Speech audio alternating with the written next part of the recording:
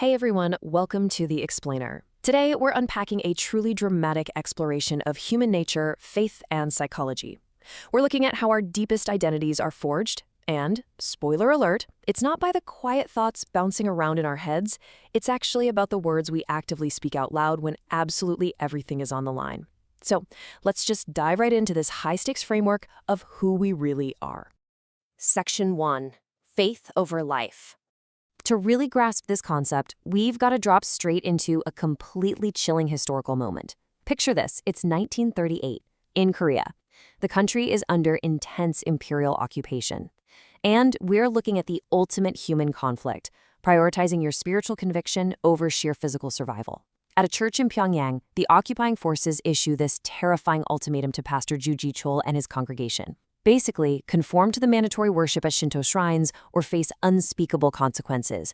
And to break the congregation's spirit, the authorities gather everyone in a prison courtyard, bring out the pastor, and lay down a wooden board. But this isn't just any board. It is driven through with exposed, rusted nails. They tell the crowd, if you refuse to bow to the shrines, your pastor is going to be forced to walk barefoot across this board of nails. I mean, the tension there is just unimaginable. But what is truly incredible about this moment is Pastor Ju's absolute defiance. Seeing his people waver in the face of this horrific threat, he doesn't beg for mercy. Instead, he yells out this massive rallying cry. He says, "Live as a Christian and die as a Christian. Do not abandon Jesus because you fear death." And then he literally took the agonizing walk across the nails. This wasn't just some fleeting moment of bravery either. This ultimate choice of faith over life actually led to his continued imprisonment and eventually his martyrdom.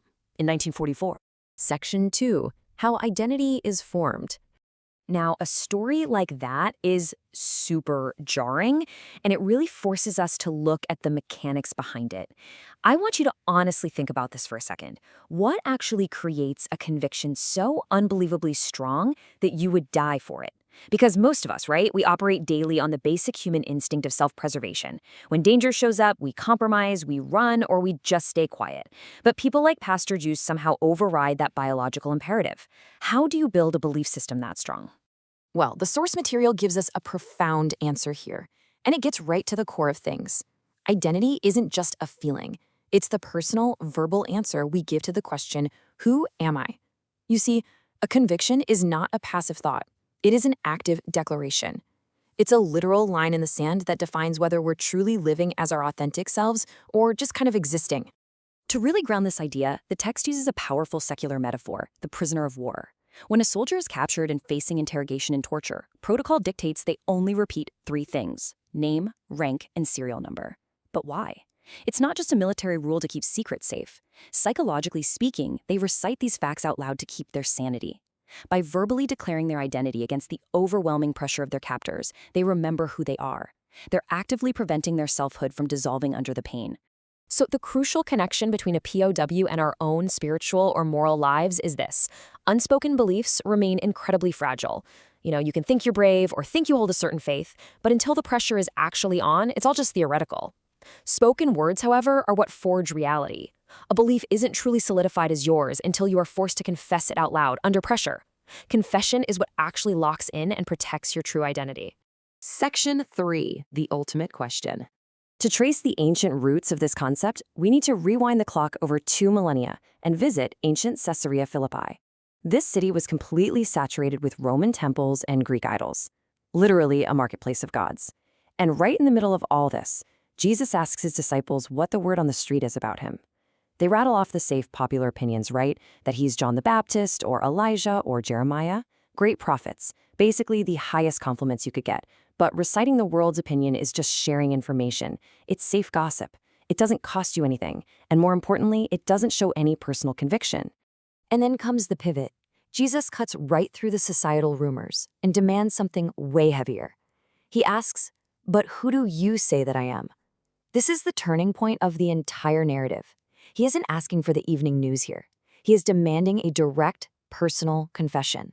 He's putting them in the hot seat, asking them to verbally declare their alignment and, by extension, their own identity. Section 4. From Simon to Rock Them. Answering this specific question wasn't just some pop quiz. It became the trigger for one of the most famous personal transformations in human history. Think about Simon for a minute, a fisherman from Galilee, known for being faltering, impulsive, maybe a bit fearful. But the second Simon opens his mouth and confesses Jesus as the Christ, the Son of the living God, something radical happens. Jesus immediately renames him Peter, which literally translates to rock. The very act of making that ultimate confession fundamentally altered his nature. He went from a wavering fisherman to a completely unshakable rock. Let's unpack Jesus' reaction here, because this source text gives us 3 amazing takeaways. First, Jesus tells Peter he didn't figure this out just by being smart. This confession is a gift of divine grace, not human intellect. Second, the confession instantly transforms his core identity. And third, Jesus declares that upon this rock, meaning this spoken confession, he's going to build his church. So this personal declaration doesn't just change the guy speaking it, it literally becomes the foundational rock for an entire community. Section 5. The power of confession. All right, bringing all these historical and biblical threads together, from a 20th century martyr to a POW to an ancient fisherman, what's the big takeaway for us? The text anchors this whole explainer in a quote from the book of Romans, "For with the heart one believes and is justified, and with the mouth one confesses and is saved." This perfectly illustrates that internal belief is really only half the equation. Having a warm, fuzzy feeling in your heart just isn't enough. Internal belief and outward spoken confession are deeply intertwined. You absolutely need both to establish true salvation and a concrete identity. You essentially have to speak it into existence. I really want you to let this next statement sink in. A silent conviction is an unformed identity. Just like Pastor Jew facing those rusted nails in 1938, or a POW strapped to a chair in an interrogation cell, holding a belief silently in the safety of your own head is never ever enough when the pressure is actually on. If you won't speak it when it costs you something, it isn't truly who you are. Your identity remains unformed.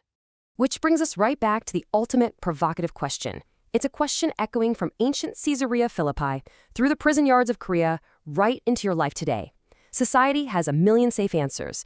The crowd always has an opinion. But strip all that away. When the pressure is on and your very identity is on the line, who do you say that I am? It's a question that demands an answer, not just in your mind but out loud.